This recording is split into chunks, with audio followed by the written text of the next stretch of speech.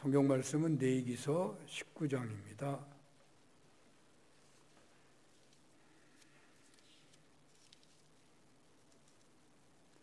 레위기서 19장 26절에서 37절까지 봉독합니다. 레위기서 19장 26절에서 37절. 너희는 무엇이든지 피채 먹지 말며 점을 치지 말며 술법을 행하지 말며 머리칼을 둥글게 깎지 말며 수염 끝을 손상하지 말며 죽은 자 때문에 너희의 살에 문신을 하지 말며 무늬를 놓지 말라. 나는 여호와이니라. 네 딸을 더럽혀 창녀가 되게 하지 말라. 음행이 전국에 퍼져 죄악이 가득할까 하노라. 내 안식일을 지키고 내 성소를 귀히 여기라. 나는 여호와이니라. 너희는 신접한 자와 박수를 믿지 말며 그들을 추종하여 스스로 더럽히지 말라. 나는 너희 하나님 여호와이니라. 너는 센 머리 앞에서 일어서고 노인의 얼굴을 공경하며 네 하나님을 경외하라. 나는 여호와이니라. 거류민이 너희의 땅에 거류하여 함께 있거든 너희는 그를 학대하지 말고 너희와 함께 있는 거류민을 너희 중에서 나은 자같이 여기며 자기같이 사랑하라. 너희도 애굽 땅에서 거류민이 되었었느니라. 나는 너희 하나님 여호와이니라. 너희는 재판할 때나 길이나 무게나 양을 잴 때 불의를 행하지 말고 공평한 저울과 공평한 추와 공평한 에바와 공평한 흰을 사용하라. 나는 너희를 인도하여 애굽 땅에서 나오게 한 너희의 하나님 여호와이니라. 너희는 내 모든 규례와 내 모든 법도를 지켜 행하라. 나는 여호와이니라. 아멘. 벌써 내일 모레면 3월이네요. 보통 입학 시즌이라고 말을 하는데요. 초등학교가 6년이다 이렇게 길다 보니까 제 기억에는 중학교 입학 때가 추억으로 남아 있습니다. 교복을 입는 것이 설렘이 되기도 했죠. 막 입학을 하여 첫 수업을 하는데 국어 선생님이 이런 이야기를 합니다. 이제 여러분 학생이 되었으니까 누가 뒤에서 야 꼬마야 라고 부르면 절대로 고개를 돌리지 말아라. 중학생이 됐더니 학교의 교훈도 눈에 들어오더라고요. 그 성실, 무슨 그 정직, 뭐 봉사, 이런 교훈이 떠오릅니다. 이제 중학생답게 살아야 하는구나 그런 생각이 들었죠.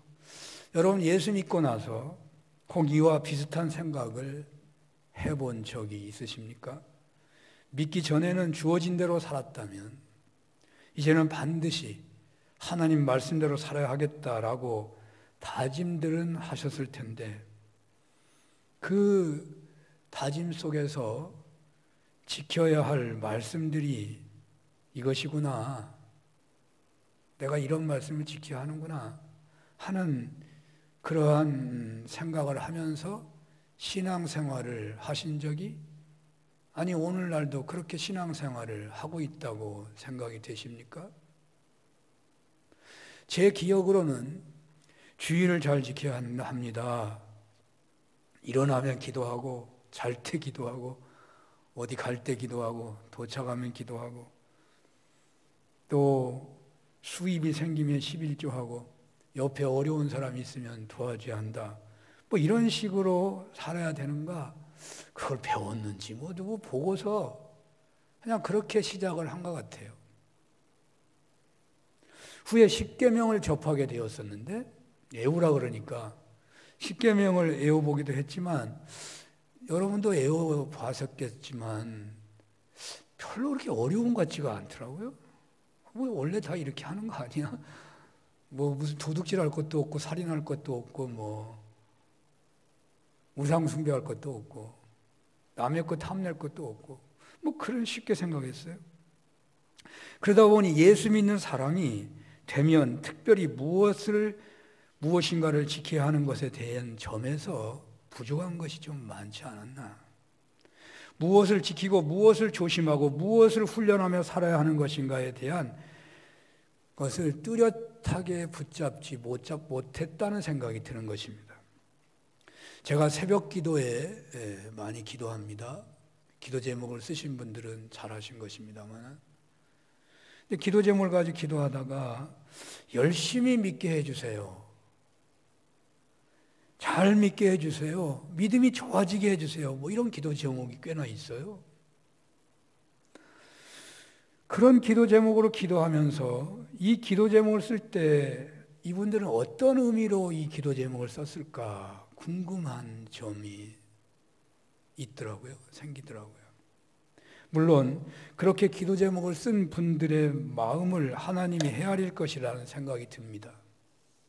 단지 제가 생각을 이어보면 혹 이렇게 기도 제목을 쓴 것이 하나님이 믿어졌다 안 믿어졌다 하는 경우가 있어서 이런 기도 제목을 썼을까? 잘 믿게 해달라고 그러니까.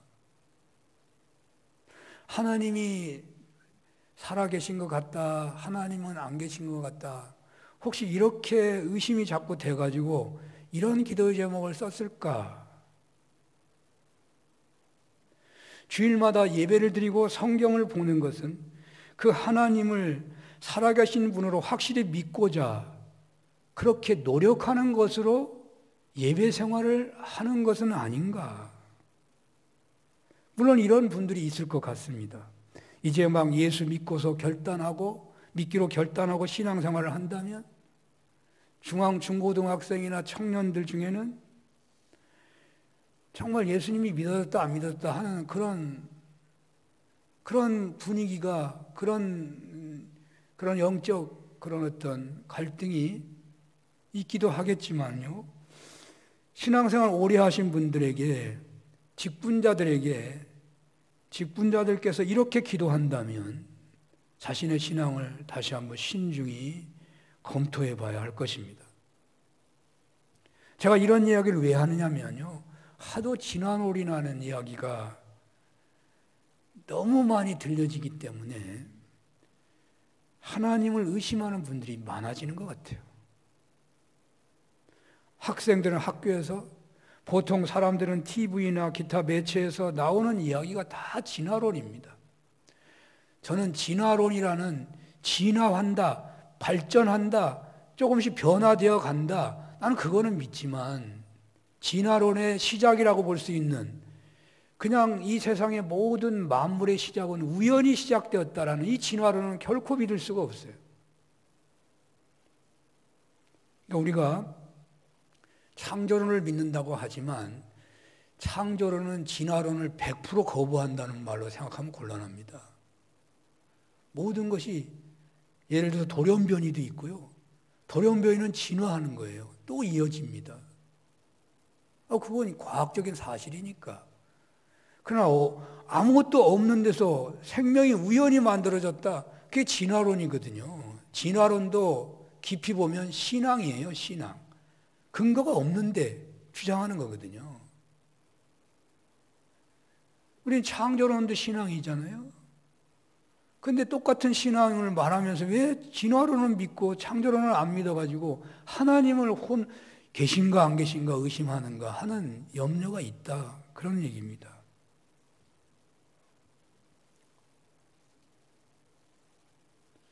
우주의 역사가 수십억 년이라고 하는데 혹은 수백억 년일 수도 있고요. 저는 그것을 과학적인 주장을 저는 받아들입니다. 성경을 보는 시각이 다양해서 그런 거죠. 어떤 보수적인 사람들은 성경 역사가 6,000년이라고 하니까 끝까지 그걸 주장하더라고. 그래서 과학이 틀렸다 그러고. 그건 잘못된 것 같아요. 제가 보기에는. 성경의 창조가 6일 만에 창조됐다 하지만 그 6일이라고 하는 하루하루가요. 하루를 말하는 게 아니에요. 하루가 수십억 년이 될 수도 있는 거예요. 수억 년이 될 수 있는 거예요. 성경의 예언적 시간에 의하면 하루가 1000년 같고 1000년이 하루 같기도 하고, 창조에서는요 하루가 수억 년이 되는 거예요. 그래가지고 학생들이 잘못 창조론을 알고 있어가지고 학교에서 진화론을 말하면 하나님이 안 계시네, 이걸 안 믿는 거예요.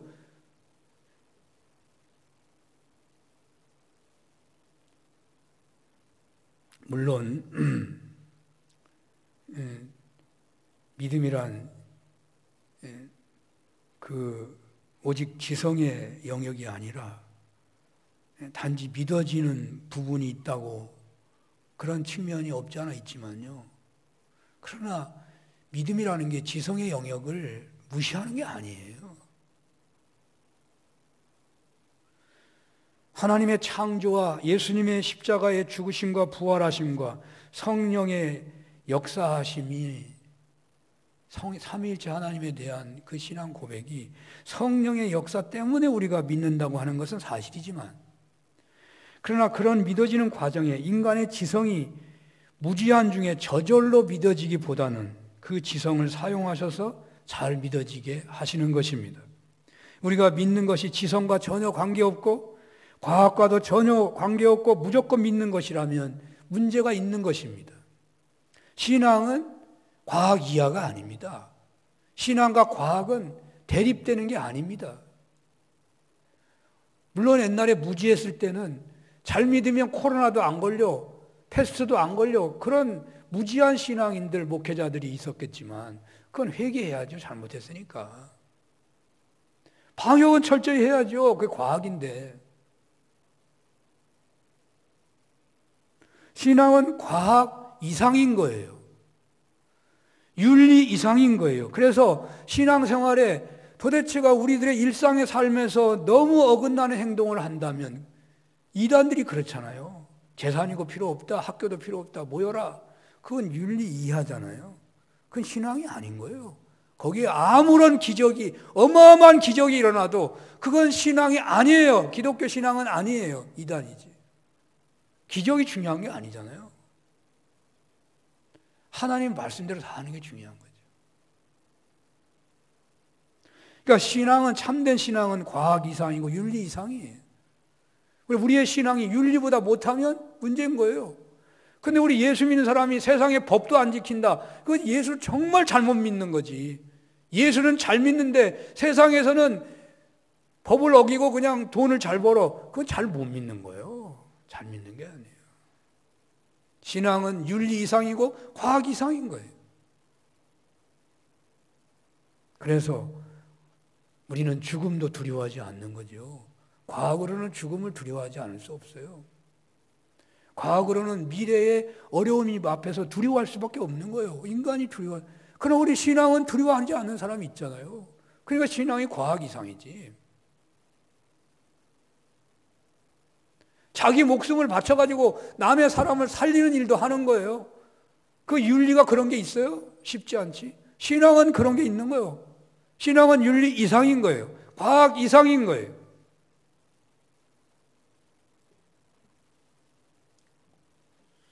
노후라고 하는 괴짜 목사님이 있는데요. 이분이 전도를 할 때는 옛날에 이렇게 했다고 그래요.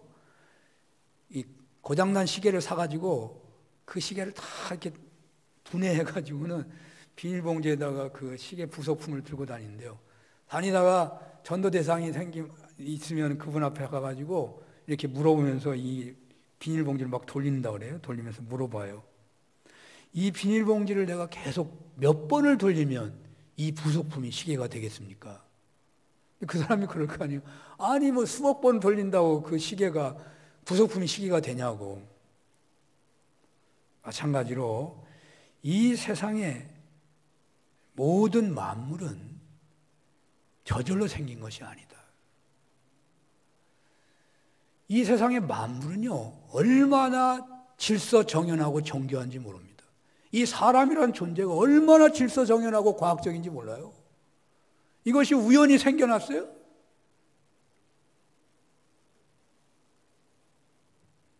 시계가 우연히 부속품이 만들어져서 정상 시계가 되는 확률이 수억 번, 수십억 년이 지나고 계속 돌려도 시계는 계속 부속품 그대로예요.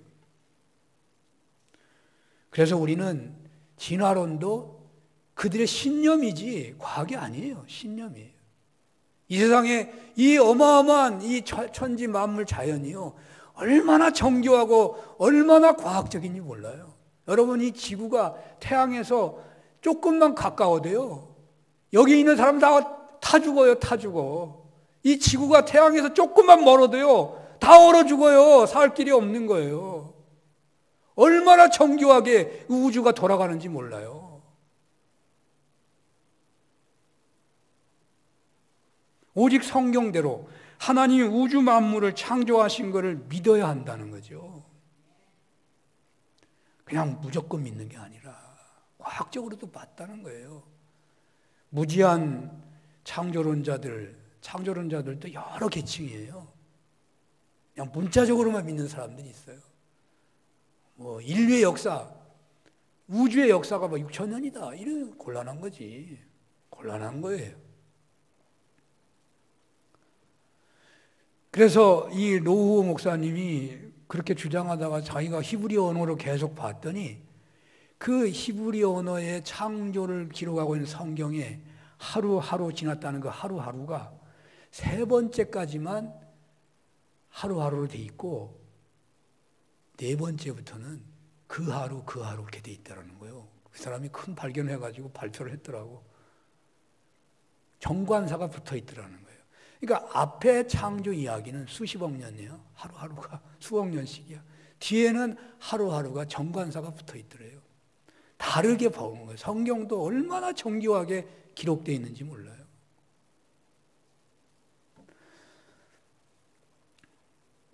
과거의 사람이, 과거의 고양이가 오늘날의 고양이, 오늘날의 사람 수십만 년이 지나면 조금 바뀌어졌겠지.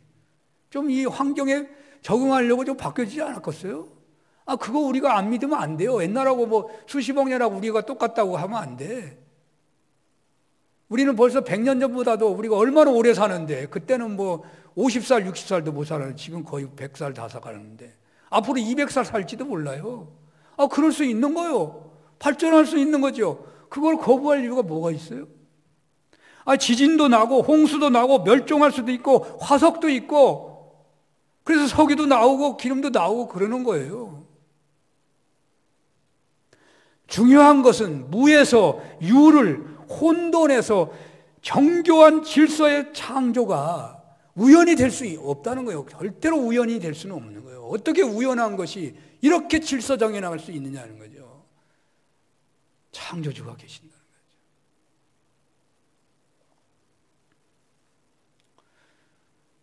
그러므로 우리가 믿는 하나님은 살아계신 하나님이시고 역사를 친히 경륜하시고 섭리하신 하나님이시고 그 하나님은 예수님 이 땅에 보내신 분이시고 십자가에서 죽으시고 부활하시고 승천하신 이후에는 성령 하나님이 강림하셔서 그 성령 하나님으로 인하여 성경을 믿고 계시를 믿고 삼위일체 하나님을 믿는 신앙생활을 하게 되었다는 거죠. 그게 우리들의 신앙의 체험 속에서 증거가 되고 있는 거예요. 역사의 증거를 통해서 증거되고 있는 거예요.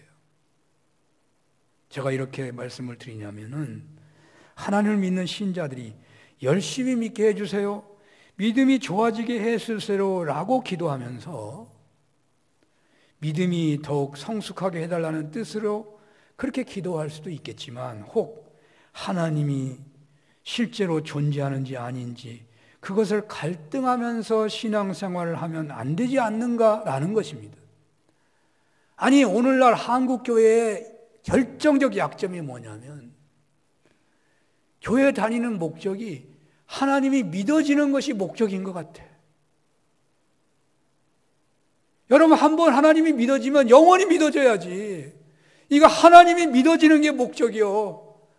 세상 가면 하나님이 안 믿어지고 교회 오면 믿어지고 그래서 하나님 믿어지게 해달라고 교회 다니는 것 같아. 그러면 안 된다고 말해요. 하나님이 믿어지니까 예배 드리는 거예요. 하나님을 믿으니까 하나님이 예수님을 보내셔서 모델로 삼으신 것처럼 우리는 주님을 닮기 위해서 예배드리고 그리고 말씀을 보고 이 땅에서 그리스도를 나타내기 위해서 살아가는 거예요. 그게 신앙생활이에요.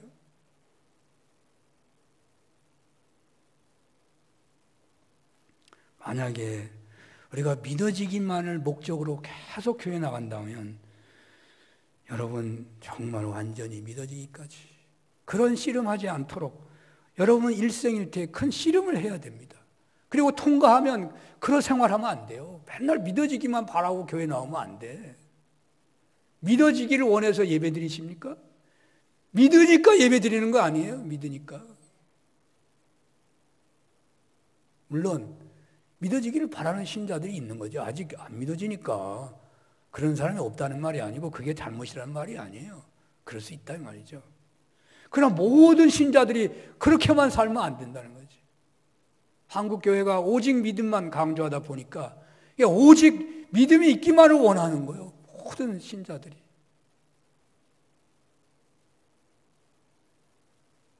우리가 세례를 받았다면 분명 믿는다고 고백하고 선포하고 그렇게 신앙생활을 하고 있다면 우리는 잘 믿게 해달라는 기도보다는 의심하지 않고 확신을 가지고 신앙생활을 해달라는 기도보다는 하나님의 자녀로서 그리스도의 제자로서 어떻게 살아야 하는 것인가에 관심을 가져야 하는 것입니다.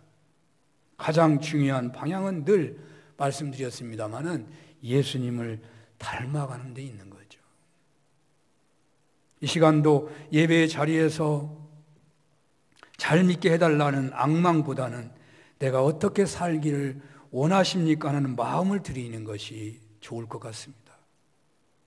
물론 하나님과의 관계를 회복하기를 소원하기에 먼저 회개가 우선입니다마는 그래서 예수 그리스도의 보혈의 공로 힘입어 통해 자복하고 용서받은 심령으로 예배 드리지만 중심 관점은 자녀답게 그리스도 제자답게 어떻게 살아야 하겠습니까 하는 마음을 품으며 예배해야 한다는 것이죠.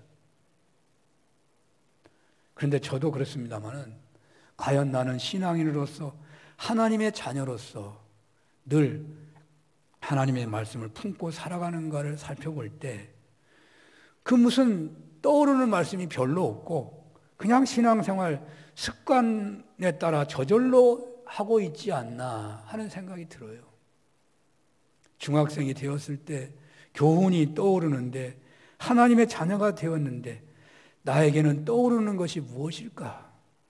앞에서 십계명 이야기를 했습니다마는 과연 여러분들의 삶의 현장에서 계명이나 말씀이 떠오르시나요? 내가 하는 말과 행동에 하나님 주시는 계명과 말씀은 얼마나 영향을 주고 있는 것인가 하는 생각을 하게 된다는 말입니다. 오늘 주님께서는 언약 백성이 된 이스라엘에게 세상에서 살아갈 때마다 발등상의 등불 같은 규례를 말씀하고 계십니다. 오늘 본문에 나오는 모든 규례는 거룩한 백성들이 다 지켜야 하는 규례들이고 가나안 땅에서 거룩한 백성으로 변함없이 살아가도록 해주시는 그런 말씀이기도 합니다. 오늘날 우리는 하나님 자녀답게 살고 싶은데 실족할 때가 많을 것입니다. 오늘 또 주님 전에 나와 예배 드리시면서 어떻게 하면 신앙인답게 살까 하면서 자신의 놓인 처지를 생각하는 분들도 있으실 것입니다. 수많은 유혹 앞에서 어떻게 온전히 믿는 자로 살아갈 수 있겠습니까? 첫째로 오늘 본문에서 주님께서는 가나안의 우상과 풍요 문화를 금하라고 말씀하십니다.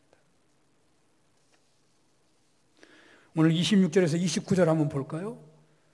26절에서 29절 너희는 무엇이든지 피채 먹지 말며 점을 치지 말며 술법을 행하지 말며 머리가를 둥글게 깎지 말며 수염 끝을 손상하지 말며 죽은 자 때문에 너희의 살에 문신을 하지 말며 문의를 놓지 말라. 나는 여호와이니라. 네 딸을 더럽혀 창녀가 되게 하지 말라. 음행이 전국에 퍼져 죄악이 가득할까 하노라. 이 말씀들은 온갖 가나안의 미신적인 풍습에 대한 금기를 명령하고 있는 거죠. 오늘날로 말하면 이 세상에 우상, 미신, 무속 이런 거 절대 금해야 한다. 그런 말입니다. 이방인의 풍습은 우상숭배 의식과 관련이 있는 거예요. 사실 음식을 먹을 거 못 먹을 거 구분하는 것도 가장 중요한 것은 그 음식이 우상숭배와 관련이 있기 때문에 그런 경우도 많아요. 돼지는 우상숭배에 최고로 귀하게 쓰는 동물이에요. 그러니까 돼지고기 그래서 먹지 말라는 거지. 그거 먹다가 우상숭배하니까. 오늘날은 그냥 도살장에서 잡지만 옛날에는 주술을 하고 우상숭배하고 그 고기를 잡아요. 그 돼지를 잡는다고요. 그러니까 다 우상 제물을 먹는 것이 되니까 먹지 말아라 그런 거예요. 오늘날은 좀 해석은 달리 해야 되겠죠. 그런 거는. 이렇게 우상 숭배 그리고 우상 숭배하는 어떤 행동들을 절대 금하는 것은 여호와 신앙의 순수성이 그 믿음을 잃지 않도록 하기 위해서 하나님 백성으로 살아가도록 하도록 하시기 위해서 이 규례를 주시는 거예요. 고고학자들의 발굴에 의하면 가나안 땅에 이러한 풍습이 유행했다는 증거들이 나와요.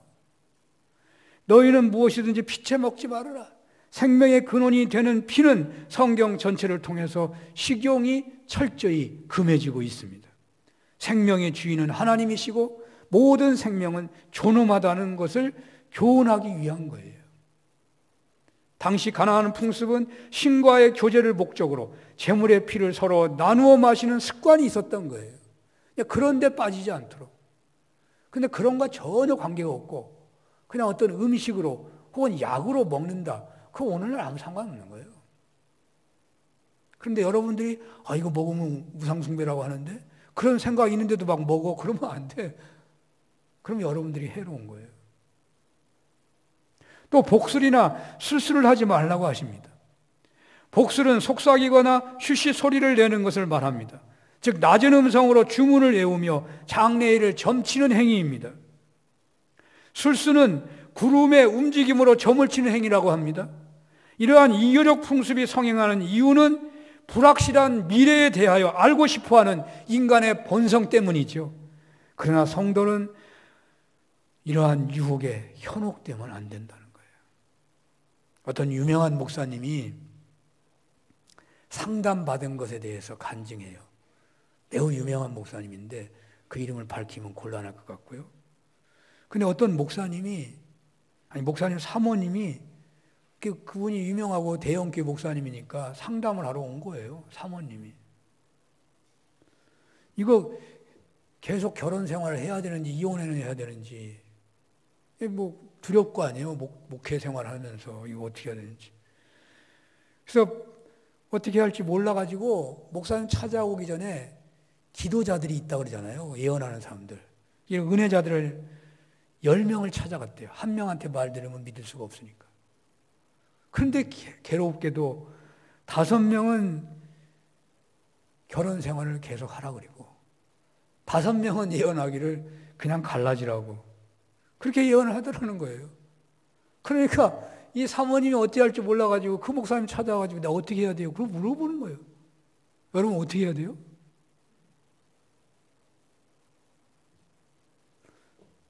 참으로 사실은요 통탄한 일이에요. 목회자가 이러한데 목회자의 사모가 이러한데 한국 교회, 한국 기독교의 무속 오염이 얼마나 심각한지 모르겠어요. 그러니까 예언 기도라는 것도 무속이 많이 들어와 있는 거예요. 많이 들어와 있는 거예요. 그런 사람이 있다면 쫓아다니는 사람은 한둘이 아니에요. 여러분들은 안 쫓아다니에요? 나도 쫓아다녔는데. 성경에 뭐라고 써 있느냐 그렇게 물었다고 그러더라고요. 성경이 답이죠. 성경은 안 된다는데. 아무 무속의 대답이 무슨 중요해요. 그게 성경이 안 된다는데. 여러분 예수님을 미신적으로 믿으면 안 돼요.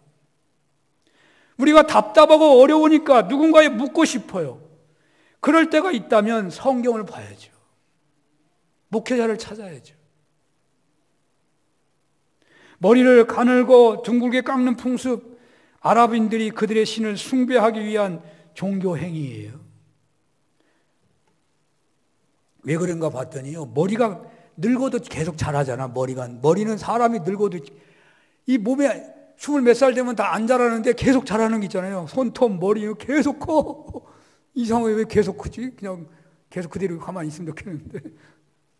근데 가만히 있으면 게 다르니까 하나님이 얼마나 놀라우신지 몰라.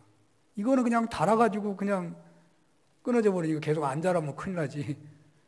근데 이게 계속 머리가 자라니까 이 머릿속에 신이 있다고 믿고서 머리털을 제물로 드리면 신의 힘을 덧입는다고 판단하고서 머리털을 자꾸 깎았대요. 그렇게. 그 깎는 것도 그렇게 뭐 이상하게 깎고 말이죠. 수염을 깎는 것도 그런 이유라는 거죠. 여러분 축구 선수들이 머리 깎고 다니고 그러죠. 몰라요. 그들이 믿음으로 하는지도 모르지만 나는 꽤나 무속적인 행위가 있다고 봐요. 무속적인 행위가 숨어 있는 거예요. 여러분들 하다못해 돌 하나 던져서 나무 맞힐 때도 야 이거 맞히면 내가 오늘 복이 있을 거야. 그렇게 하면서 맞히는 경우 많아요. 우리는 얼마나 무속적인지 몰라요. 죽은 자를 위하여 살을 베지 말아라. 문의를 놓지 말아라. 우리나라에도 이런 게 있었다고요. 저도 우리 형이 자꾸 하는 걸 봤는데 작은 형이 손을 콱 물어가지고 피를 팍 내리더라고. 그것도 일종의 무속적인 거예요.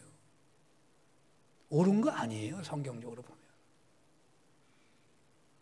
가나안 백성들이 죽은 자를 애도할 때 귀신을 달래기 위해서 자해하는 풍습이 있었고요. 문신은 일종의 부족 같은 것으로 자신의 특정한 신에게 속한 자라는 것을 나타내는 것이에요. 물론 오늘날이 아니라고 하는 그런 부분도 없지 않아 있는 거죠. 과학이 발달하니까. 내 딸을 더럽혀 기생이 되지 말라는 말씀도 뭐 창녀라는 말도 나오는데 이 종교적 음란 행위를 말하는 거예요. 이거 있을 수도 없잖아요. 어떻게. 그러나 왜 옛날에는 거룩한 신전으로 보내는 여성들이 있었어요. 그걸 거룩한 성창이라고 그래요. 성창. 가나안의 바알신은 신전에서 성창하고의 그 교합을 통해서 하늘에서 바알신이 비를 내려주고 농사가 잘 되게 하고 자녀 잘 낳게 해준다는 거예요. 그게 신앙이었어요. 고대 가나안의 신앙이었어요. 성경은 이런 우상을 섬기는 모든 행위를 철저히 금하고 있는 거죠. 사실은요, 여러분들이 고대 유적지를 가서 보면 생각할지 모르겠지만 이게 그 당시 문화고 그 당시에 이러한 문화에 빠지지 않은 사람이 있기 어려워요. 불가능합니다. 이스라엘이 그렇게 빠져서 죄짓고 포로로 끌려갔다고 하는 것 그냥 예사로 할 말이 아니에요. 저는 그리스 문화 유적을 보면서 그 성창들이라고 할 수 있는 그 여인상들을 보면요 눈이 뒤집어져요. 그 사람들이 안 빠질 사람이 있겠어요? 그거 다 뭐 예술가 풍리 해놓은 게 아니에요. 일종의 성창들이에요. 그 여자들이 얼마나 이뻐요.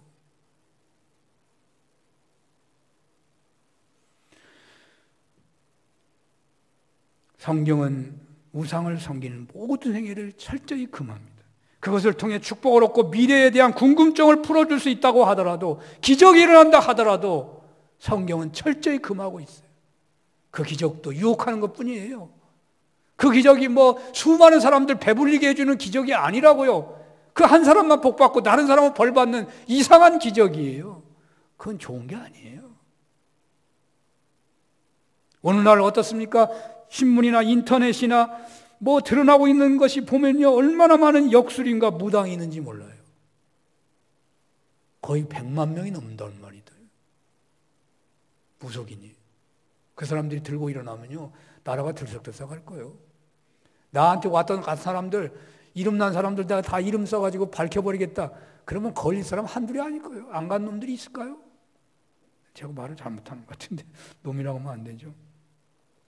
대통령 선거에 큰 이슈가 무속의 도움을 받았느냐 하는 논쟁인데 이것이 길어지다 보니까 이제 그 사람들이 압력이 들어갔는지 매스컴에서 야 무속인들 다 이용하면서 무속이 무슨 적폐고 쓰레기 같은 거냐고 폄훼하냐고 막 난리가 났더라고. 자기들 맨날 오면서 말이죠. 저는 무속인 이슈가 그래도 대한민국의 기독교인들이 살아있다는 증거인 것이냐, 그런 생각이 한편 들기도 하지만 전혀 그렇지가 않더라고요. 정치 한복판에 파고 들어온 무속 행위는 겉으로는 쉬쉬하고 있지만 속으로는 너나 할 것 없이 행하는 것이 되어버리고 있다는 점에서 볼 때에 1,000만 기독교인이 있다고 하는데 이 신앙인들의 대사회적인 삶이 얼마나 부끄러운 것인가 생각하지 않을 수 없어요. 정치인들의 상당수가요, 신앙인들이 많다고요. 그러나 그들이 무속과 단호하게 대처하지 못하고 얼마나 마음 아픈 일이냐고요. 어쩌면 우리네가 그렇게 무속적인 행동을 쉽게 장난삼아 접하고 있는지 모릅니다. 장난삼아 우리는 할지 모르지만 주님의 마음을 아프게 하는 거고, 우리 신앙은 약해지고 있는 거예요. 무너지고 있는 거예요. 하나님으로부터 멀어지고 있는 거예요. 오늘 본문에는 또 안식일을 지키고 내 성소를 공경하라는 말씀도 있습니다. 안식일을 지키라는 말씀은 이미 십계명에 나온 것이고 오늘 레위기서 19장 3절에도 이미 언급되고 있는데 왜 또 여기에 나오는 것이겠습니까? 그것은 우상 숭배가 횡행하는 가나안의 현실에서 참된 하나님의 백성으로 올곧게 살고자 한다면 하나님의 성소를 공경하며 매주 안식일에 성소에 나와 하나님을 예배해야 한다는 것이죠. 제가 이 시점에서 한 가지 언급할 것이 있는데요. 히브리인들은 하나님과 언약을 맺은 백성인데 그 언약은 새 언약이 언제나 옛 언약을 없애버리는 것이 아니라 그 새 언약은 언제나 옛 언약을 포함하면서 새 언약이 첨부되는 거예요. 그러니까 예수님이요 1.1획도 폐하지 않는다고 해요. 율법을 내가 완성하러 왔다. 언약도 똑같은 거예요. 그러니까 오늘날 우리의 이 예배, 신령과 진리로 드리는 예배는요 구약 성경에 그 예배를 다 포함하고 있어야 하는 거예요. 회개만 있는 예배면 안 돼요. 예수님 십자가에 죽으심과 부활만 있는 예배는 안 돼요.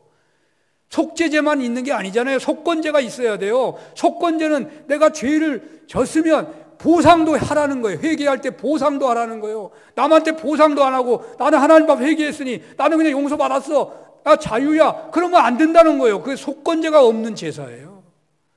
우리의 예배는요 희생이 있어야 돼요. 번제가, 내가 몸을 바치겠습니다, 그게 번제가 있어야 되고 감사 소제가 있어야 돼요. 하나님께 감사가 언제나 있어야 돼요.